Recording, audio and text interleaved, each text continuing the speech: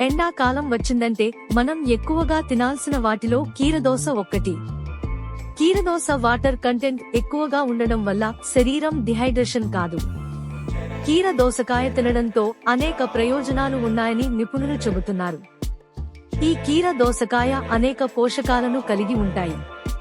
కీరదోస తింటే శరీరంలో జీవక్రియలు సక్రమంగా జరుగుతుంది.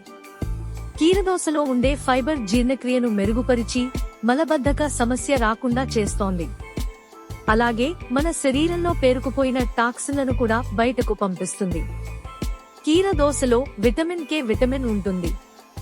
ఇది రోగనిరోధక శక్తిని పెంపొందించడంలోనూ, ఎముకలు పటుత్వాన్ని కోల్పోకుండా కాపాడటంలోనూ ఉపయోగపడుతుంది.